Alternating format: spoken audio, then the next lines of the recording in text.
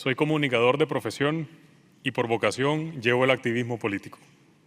Fundador de la Alianza Universitaria Nicaragüense AUN, un movimiento político creado por jóvenes y para los jóvenes.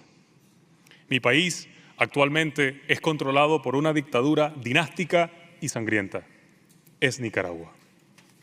Una nación donde pensar diferente y exigir tus derechos cuesta la vida, la cárcel o el destierro.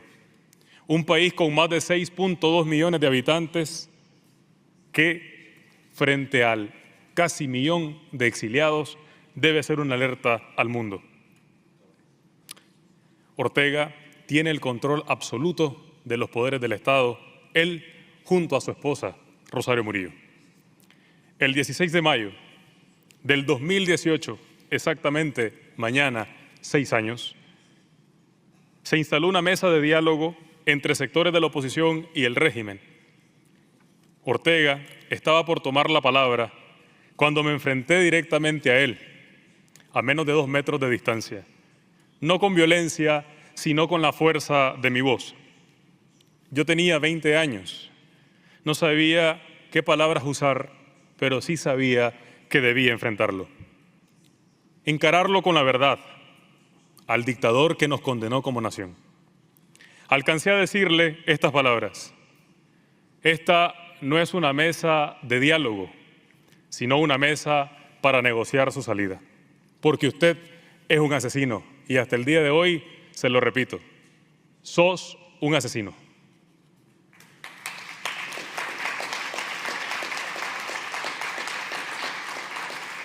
No me equivoqué.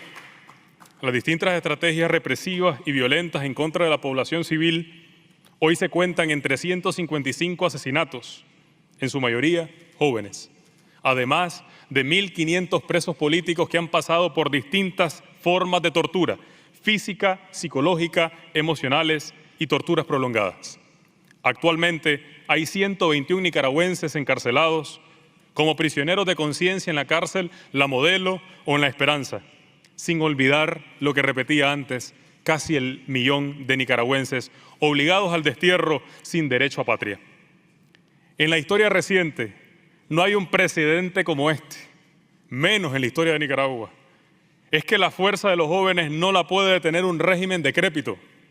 La voz moral, las aspiraciones democráticas, la vocación pacífica en los conflictos y la lucha sin descanso por los derechos humanos, es imposible aniquilarla, aún ante todas las amenazas. Esos 4 minutos que duró mi intervención, hace ya 6 años, cambiaron completamente mi vida. No me arrepiento de eso.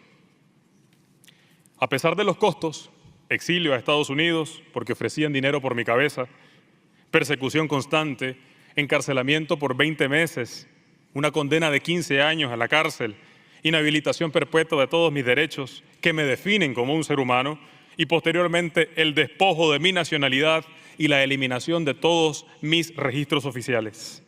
En Nicaragua, señores, la democracia, la justicia, la libertad y los derechos pueden costar hasta tu propia vida.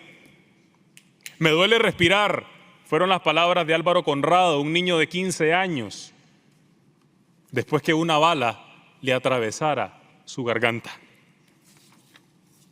No me mates, por favor, yo no ando nada, fue la súplica de Junior Gaitán ante un oficial que le apuntó el revólver en la cabeza para quitarle la vida con tan solo 15 años.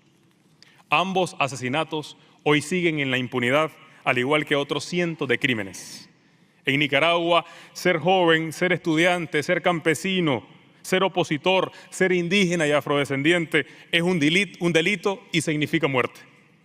Tras su retorno al poder en el 2006 hasta la actualidad, Daniel Ortega violó la institucionalidad, la democracia incipiente y la soberanía nacional, perpetuándose en el poder, eliminando a sus adversarios, controlando los poderes del Estado, Ejército y Policía Nacional en absoluto y cometiendo evidentes fraudes electorales como el del año 2021.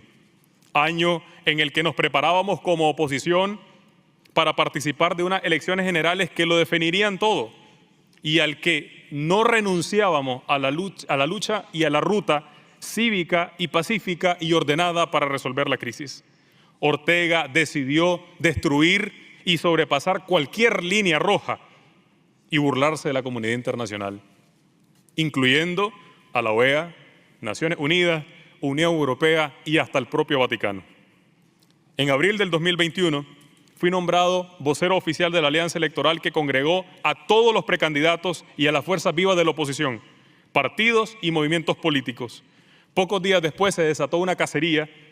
Cada uno estábamos siendo capturados en nuestra casa a altas horas de la noche, sin orden de captura, sin orden de allanamiento y siendo evidentemente secuestros. Fui arrestado el 5 de julio de ese mismo año, ante los ojos de mi madre, que clamaba que me dejaran de golpear en el suelo. Más de 100 policías con saña vengaban la ofensa a su comandante. Me llevaron al Chipote, uno de los centros de tortura de la dictadura. Esa fue una orden de Daniel Ortega y Rosario Murillo. Me aislaron en una celda 2 por 2 metros, completamente sellada, con luz artificial 24 horas al día, sin acceso a medicina, información, visita, abogado, y menos que se me respetara el debido proceso. Según los jueces controlados por el matrimonio Ortega y Murillo, yo fui culpable de violar la soberanía nacional y de traicionar a mi país. Por esto, señores, por ocupar espacios como estos para hablar de lo que pasa en Nicaragua. Durante esos más de 20 meses de prisión, fui interrogado casi todos los días, a cualquier hora, con la aclaración por parte de mis torturadores de que debía agradecerle al comandante, porque lo que yo merecía era vivir, pero como él era misericordioso, debía darle las gracias. Y es que se cree la idea del magno, del líder intocable, porque muchos todavía romantizan con la estafa de lo que fue la revolución de 1979 en Nicaragua. Hasta que el 9 de febrero del 2023 llegaron a mi celda, me secaron y me llevaron a la pista del aeropuerto de Managua. Junto a 221 presos políticos más, nos recibió un avión tripulado por organizaciones estadounidenses que harían posible nuestra liberación, pero también se estaba concretando nuestro destierro por parte de la dictadura. Mientras volábamos a Washington, la Asamblea Nacional de Nicaragua aprobó la ley que nos desnacionalizaba y posteriormente a todo familiar inmediato que tuviésemos, creando de Nicaragua una incubadora de apátridas. Daniel Ortega hoy es un modelo norcoreano, talibanista tropicalizado, que sin pagar costos internacionales confía en la pasividad de los organismos multilaterales, mientras hace de Nicaragua un espacio de impunidad generalizada, tierra confiscada, exportar apátridas a quienes tortura de manera prolongada en el tiempo y en el espacio.